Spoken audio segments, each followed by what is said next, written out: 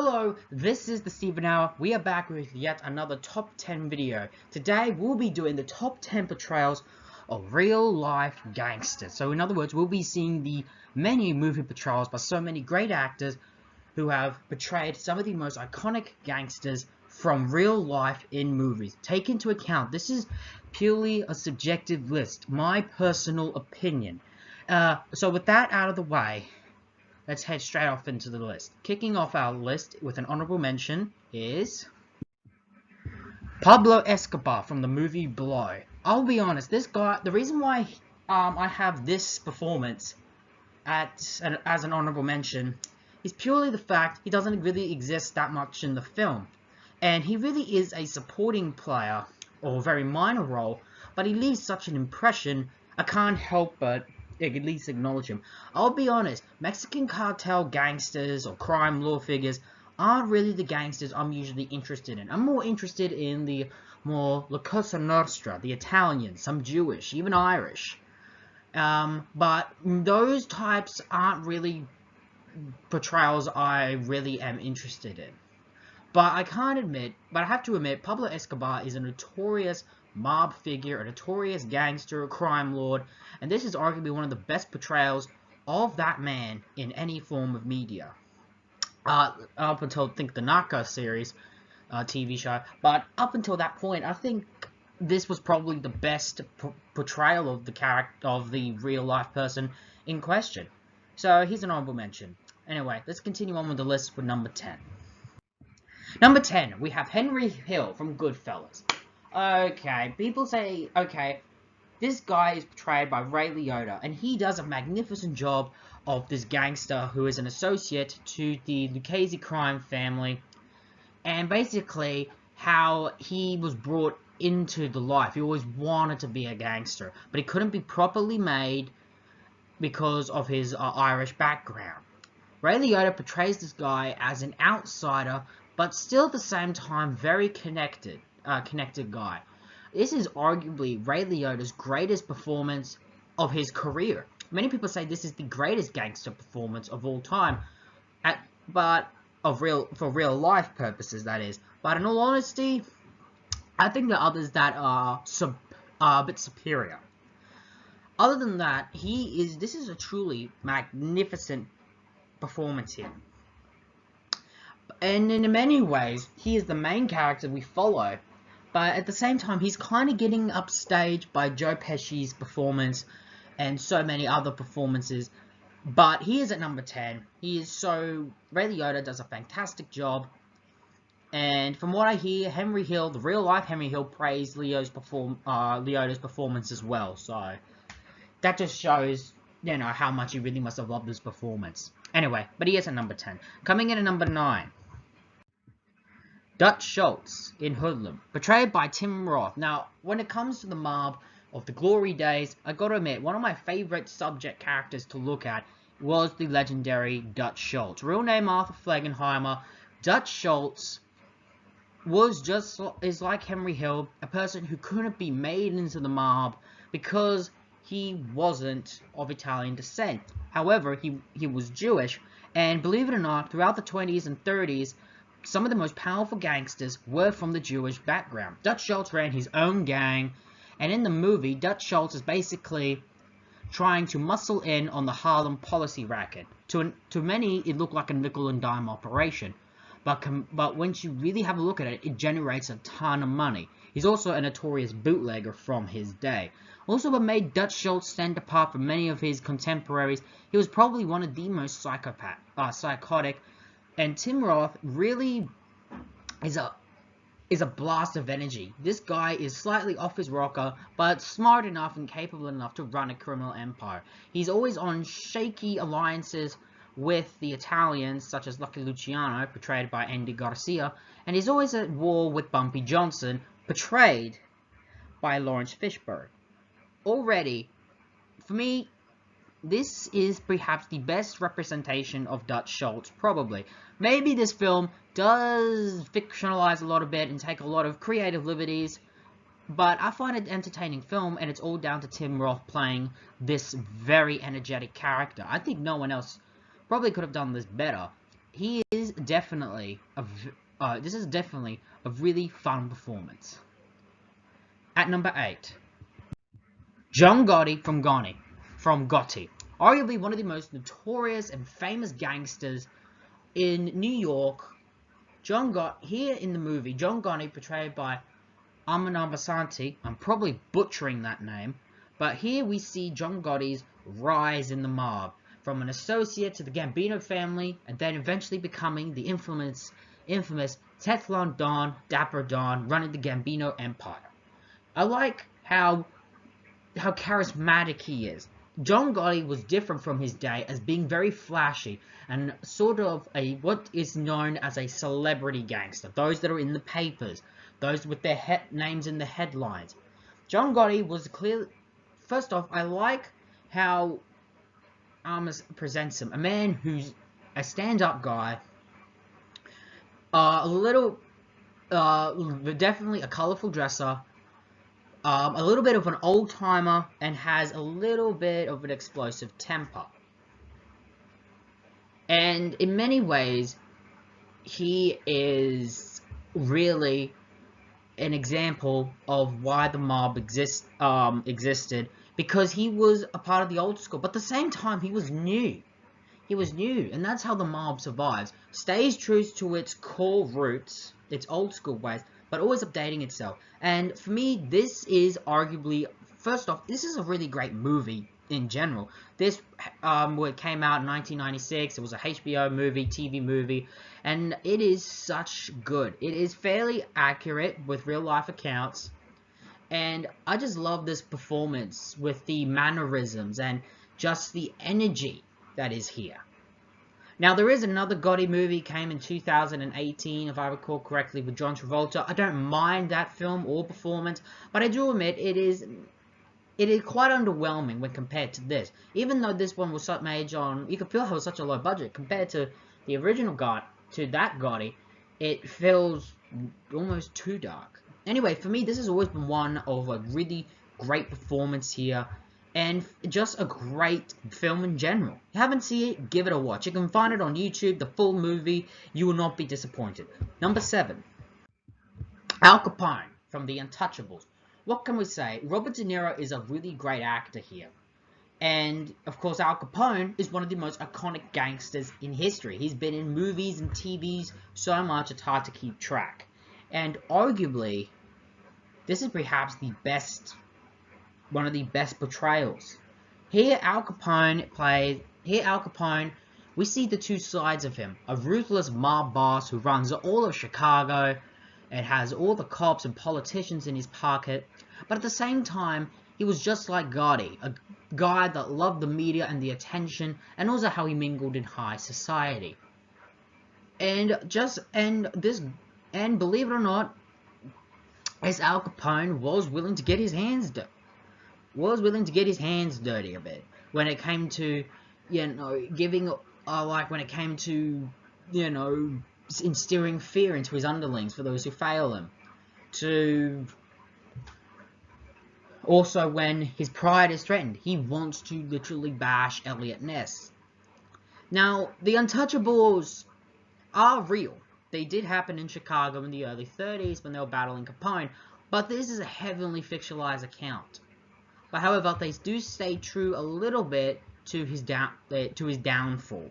Heavily, it's true. And despite the film being questionable from a historical standpoint, from an entertaining standpoint, it is absolutely great. And with so many great performances in this film, particularly Al Capone, with Robert De Niro in the role, you can't go wrong there. With Kevin Costner as Elliot Ness, Sean Connery, Jimmy Malone, and one of the very, early roles of Andy Garcia. You'll get a huge crack out of this, and this is arguably the best portrayal of Al Capone you can get in any form of media. Number 6, Danny Green from Kill the Irishman. Now, we've already seen a Jewish gangster. We've already seen a few Italian gangsters. And we've had an honorable mention from a Mexican gangster. But here is a proper Irish gangster. Not like Henry Hill. This is a proper Irish gangster. Danny Green, better known as the Celtic Warrior, was a notorious mob figure in not Boston, Cleveland. And this story is fairly accurate. They do take some creative changes to make the film exciting, but it is still fairly accurate. Danny Green is pretty much a man's man. This is a really tough guy. Really tough. And you can tell that from the streets and where he grew up in. We see him, and this story is fairly accurate, from his time as the head of the local dock union, to eventually him making a name for himself, and then eventually he starts making a name for himself in the Cleveland underworld when he works for a Jewish gangster, Sean Doyle Burns, and makes friendship with a notorious Italian mobster, John Nardi.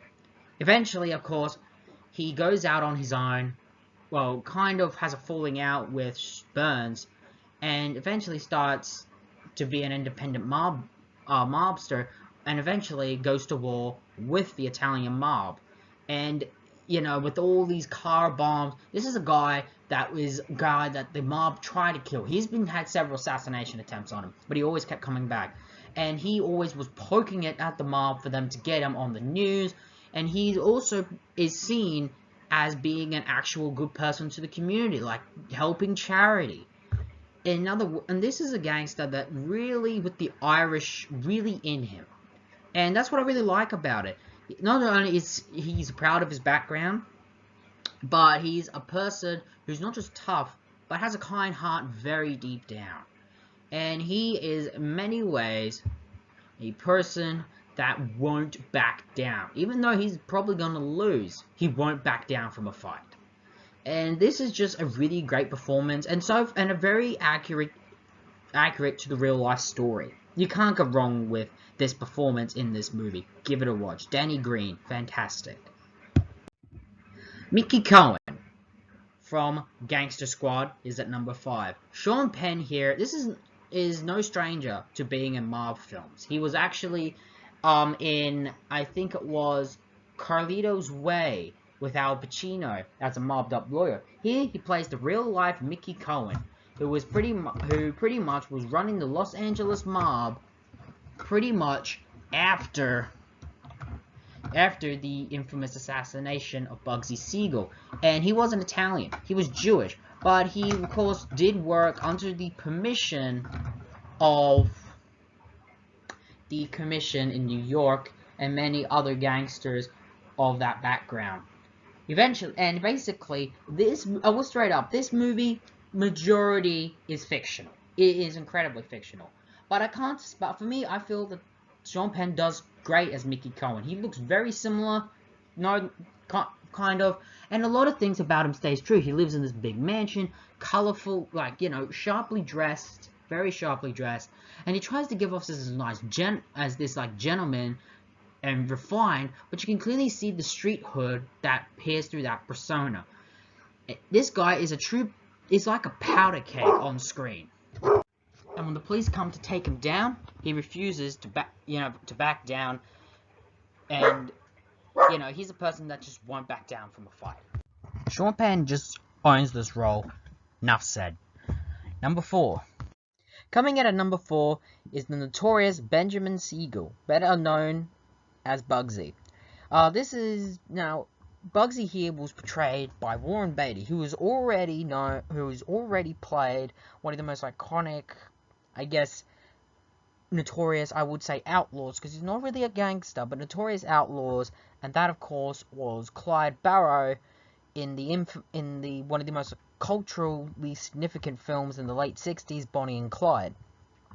Here, Bugsy is portrayed as a guy, like his name suggests, is a little bit off. He comes to Los Angeles on behalf of the New York Commission to start running illegal operations for them, and as a result, whilst he's doing this, he meets, of course, Virginia Hill, who is, of course, a well-known associate with the Chicago gangland, and begins one of the most iconic romances in gangland history. whilst in Los Angeles, he's one of the whilst in Los Angeles, of course, he stumbles across a small town named Las Vegas, and basically pulls in all his mob associates to transform this little desert town into, the gambling mecca, which it is today. So, now, for me, this film is pretty good, historically accurate. How he meets Mickey Cohen. How he meets Mickey Cohen, to how he's really one of the big-time celebrity gangsters. He's literally hanging out with some of the most Hollywood's elite. And Bugsy here is also portrayed as being a person with visions that other people can't see. And Warren Beatty really pulls it off and really brings this role to life. He is, and of course does play up to him being a little bit crazy, but also a person who hates being called Bugsy. And it's a name that very few people never, say to him. And he prefers to be called Benny or Mr. Siegel. And this is pretty fairly accurate to real life, and also real life is his ending to his career is also very accurate. I won't reveal what it is, but just saying this is a pretty good. This is a fun film. And I think what makes this work most of all is Bugsy's performance here by Warren Beatty. How he's trying to be there for his family. He's trying to be there with Virginia Hill. He's trying to be this guy that all of society wants, but also trying to, of course, be this big mob guy, and also trying to essentially leave behind a sort of legacy. Warren Beatty is fantastic in this role.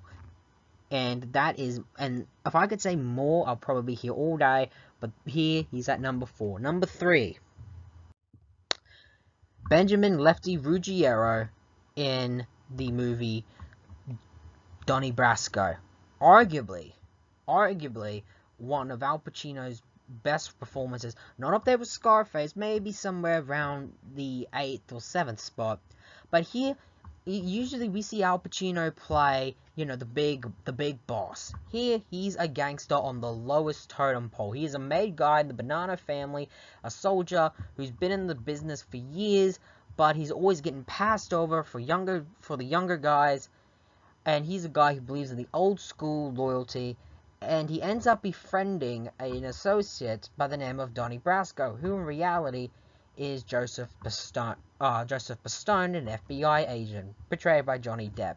What I love about Ruggiero's character here is how he's portrayed as an everyday man, a person trying to make his way in the mob, in the mob, whilst also dealing with being constantly passed over for promotions, but also family problems as well, mostly with his son, who's a drug addict. I like how we have the most human gangster on this list. And Al Pacino manages to transcend from how we usually picture him as this big mob guy, as in, like the boss. He usually plays the boss or the head. He doesn't play on the low totem pole.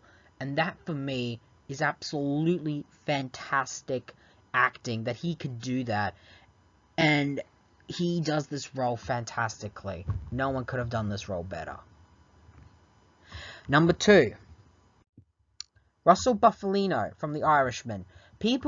Now, The Irishman is a film that is somewhat divided. People love it, but people aren't a fan of it because it's not accurate, or, all the events. Now, whether it's historically accurate or not, I personally found it as an entertainable film.